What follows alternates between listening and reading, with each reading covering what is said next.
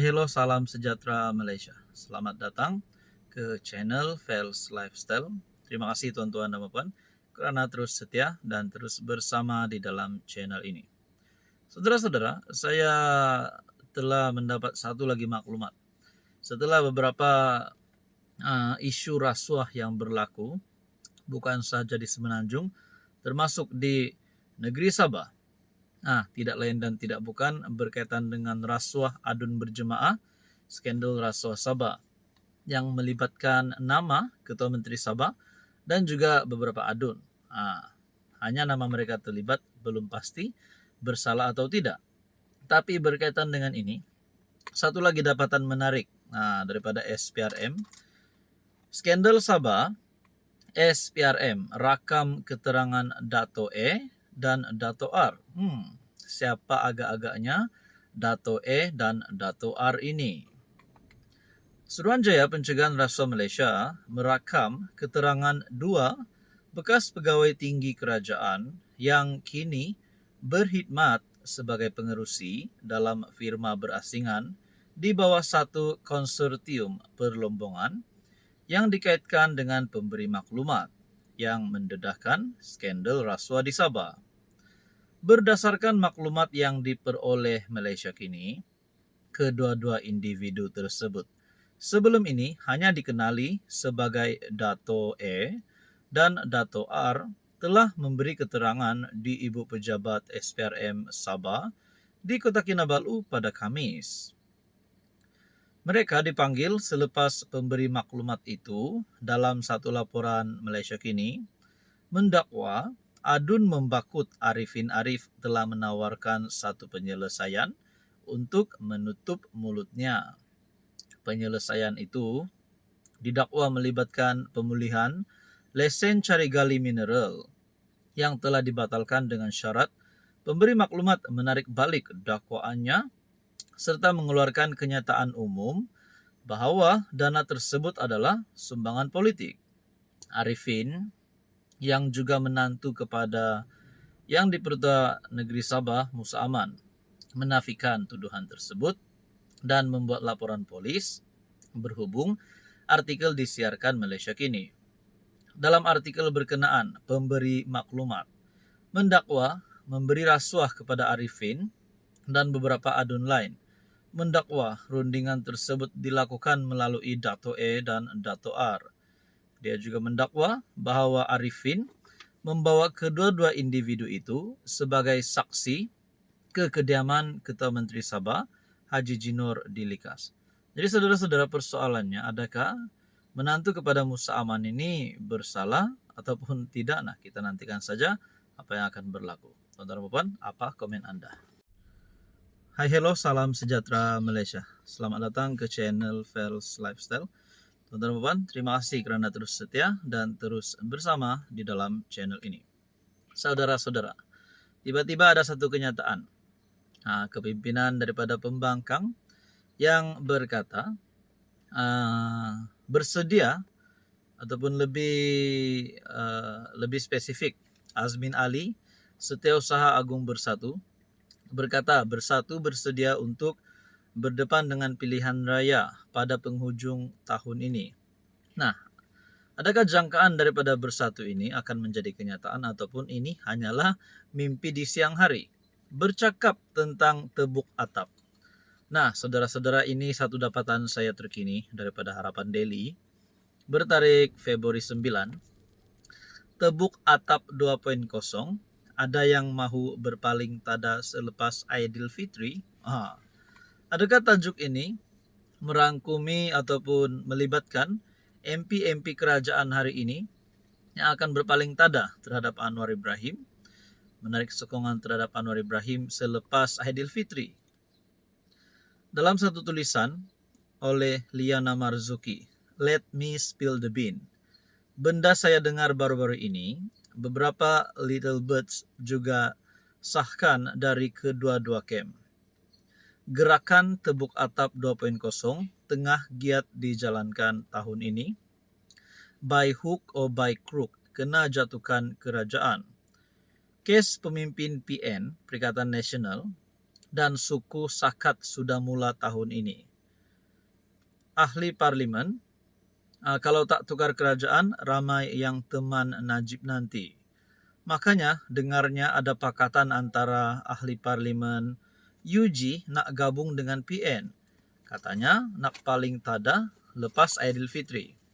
Setelah cukup jumlah mereka akan jumpa Agong dan mereka tidak menjangkakan Agong akan terima PM baru. Makanya pilihan yang ada ialah Agong akan bubar parlimen. Nah, antara yang saya mau highlight di sini adalah kes pemimpin PN dan suku Sakat dalam PN yang mula tahun ini. Kalau tak tukar kerajaan, ramai yang akan teman Najib, maksudnya ramai yang akan masuk penjara.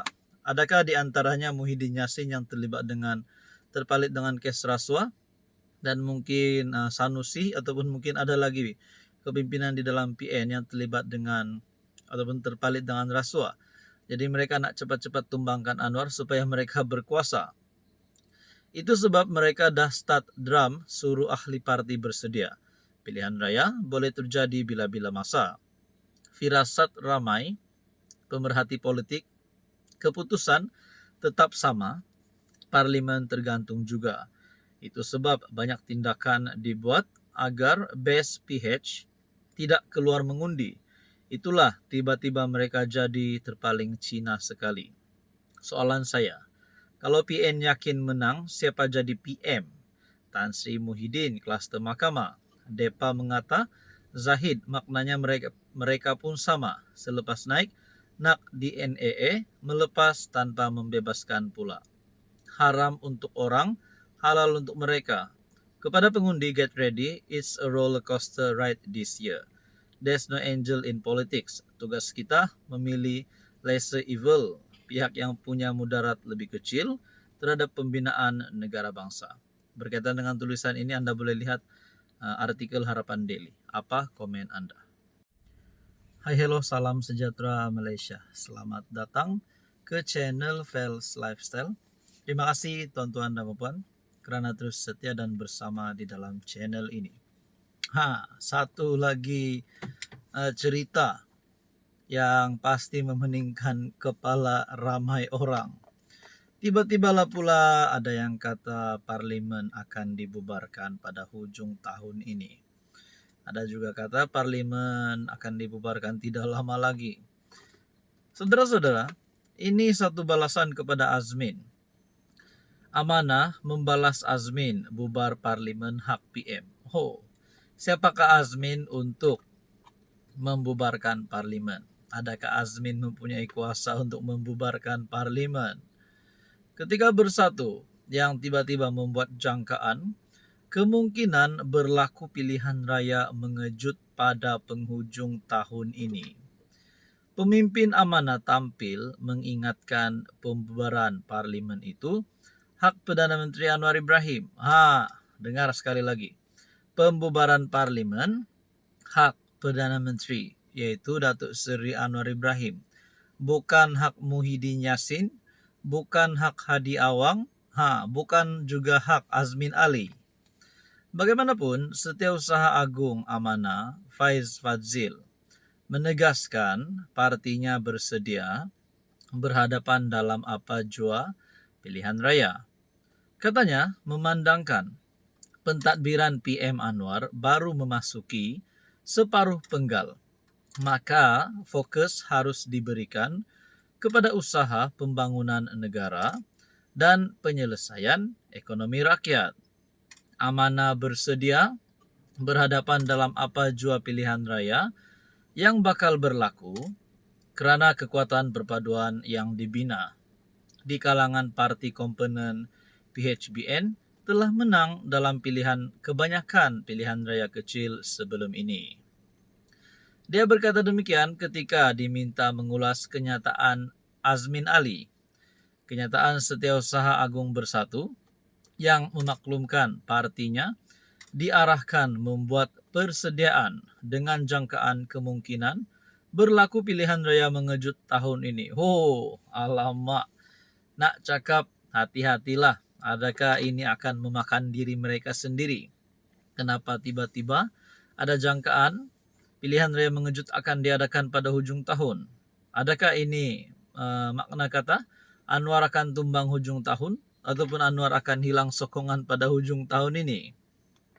Faiz berkata Azmin dan PN akhirnya mengiktiraf pilihan raya sebagai kaedah demokrasi yang sah dan bukan lagi kudeta yang dibuat terhadap pemerintahan PH sebelum ini.